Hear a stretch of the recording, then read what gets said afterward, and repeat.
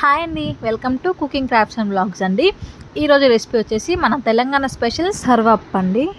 సర్వప్ప అంటేనే తెలంగాణలో ఇష్టం లేని వారైతే ఎవరు లేరండి. సర్వప్ప టేస్టే వేరండి, చాలా అంటే చాలా బాగుంటుంది. ఇలా ఓసారి న్యాచురల్గా ఇంట్లో తయారు చేసుకొని టేస్ట్ చేయండి, చాలా అంటే చాలా బాగుంటుంది, అస్సలు మర్చిపోలేరు. ఇంకెందుకు మరి లేట్, ప్రాసెస్ని అయితే చూసేద్దామా. ఇక్కడ నేను 2.5 కప్స్ బియ్యం పిండి తీసుకుంటున్నానండి. ఇప్పుడు సన్నగా కట్ చేసి పెట్టుకున్న ఆనియన్స్ అండి, లేదంటే పొడుగ్గా కట్ చేసి వేసుకున్నా చాలా బాగుంటుంది. అలాగే కొత్తిమీర, ఇక్కడ నేను పల్లీలు కొద్దిగా కచ్చపచ్చగా ఇలా దంచుకొని వేసుకున్నానండి. అలాగే 1 స్పూన్ కారం, 1 స్పూన్ ఉప్పు, 1/2 స్పూన్ పసుపు, 1/2 స్పూన్ ధనియాల పొడి, 1/2 స్పూన్ అల్లం వెల్లుల్లి పేస్ట్ వేసుకొని అంతా కూడా ఇలా కలుపుకోవాలండి. ఇలా అన్నీ కూడా కలిసేటట్టుగా కలుపుకోవాలి. ఇప్పుడు దీంట్లో నేను కొద్దిగా హాట్ వాటర్ యాడ్ చేసుకుంటూ పిండి ముద్దలా కలుపుకోవాలి. మరీ మెత్తగా కాకుండా మరీ గట్టి కాకుండా అండి, మీడియం సైజులో కలుపుకోవాలి. మరీ ఎక్కువగా వాటర్ పోసేసుకుంటే మనం సర్వప్ప చేసుకోవడానికి పిండి అనేది కరెక్ట్గా రాదండి. అందుకే చూసుకుంటూ కొద్దిగా ఇలా కలుపుకుంటూ ఉండలాగా చేసుకోవాలి. అప్పుడే మనకి పర్ఫెక్ట్గా పిండి ముద్ద అయితే వస్తుంది. ఇలాగే మన ఛానల్ని సపోర్ట్ చేస్తూ ఉండండి. మరెన్నో ఇలాంటి రెసిపీస్ మీతో షేర్ చేస్తాను. చూసారు కదా, ఈ విధంగా కలిపి పెట్టుకోవాలండి. ఇప్పుడు ఇక్కడ నేను ఒక పెద్ద గిన్నె తీసుకున్నానండి. దాంట్లో కొద్దిగా ఆయిల్ వేసుకొని మొత్తం కూడా ఇలా స్ప్రెడ్ చేసుకోవాలి.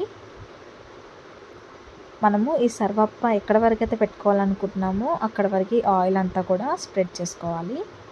ఇలా స్ప్రెడ్ చేసుకున్నాక ఈ పిండిని ఒక చిన్న ముద్దలాగా తీసుకొని అలాగే మన హ్యాండ్కి కొద్దిగా ఆయిల్ వేసుకొని ఇలా హ్యాండ్తో ట్యాప్ చేస్తూ ఇలా స్ప్రెడ్ చేసుకోవాలండి. అంతా కూడా పల్చగా పెట్టుకుంటే మనకి టేస్ట్ అనేది బాగా వస్తుందండి. లేదా ఎక్కువగా మందంగా పెట్టుకుంటే అది ఉడకడానికి చాలా టైం పడుతుందండి, లోపలంతా పచ్చిగా అనిపిస్తుంది. అందుకు మనం కొద్దిగా స్ప్రెడ్ చేసేటప్పుడే కొద్దిగా పల్చగా ఇలా స్ప్రెడ్ చేసుకుంటే సరిపోతుంది. అలాగే టేస్ట్ కూడా బాగుంటుందన్నమాట. ఇక్కడ నేను సైడ్కి కూడా ఇలా కొద్దిగా స్ప్రెడ్ చేసుకుంటున్నానండి గిన్నెకి. ఇప్పుడు మనం దీనిలో చిన్న హోల్స్ పెట్టుకోవాలి. ఇలా హోల్స్ పెట్టుకోవాలి. ఈ హోల్స్లో మనం కొద్దిగా ఆయిల్ అనేది వేసుకుంటూ ఉండాలండి. ఈ హోల్స్లలో కొద్దిగా అక్కడక్కడ ఆయిల్ అనేది వేసేసేయాలి. సైడ్స్లో అంచులలో కూడా కొద్దిగా వేసుకుంటే సరిపోతుందండి. ఇప్పుడు దీన్ని నేను స్టవ్ పైన మీడియం ఫ్లేమ్లో పెట్టి మూత పెట్టేసి కుక్ చేసుకుంటున్నానండి. అది కూడా ఒక 10-15 మినిట్స్ వరకు కుక్ చేసుకోవాలి. ఇక్కడ నేను ఒకసారి చెక్ చేస్తున్నానండి.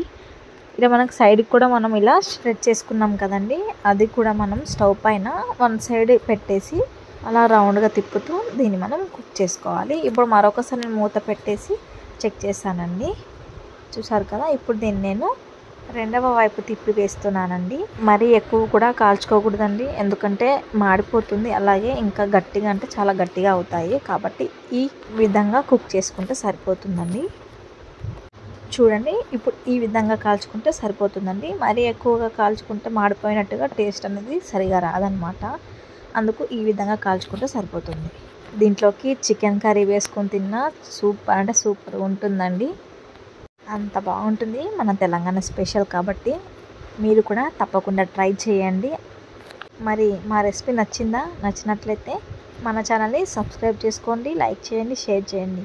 అలాగే నెక్స్ట్ రెసిపీ ఏంటనేది కూడా కామెంట్ సెక్షన్లో కామెంట్ చేయండి.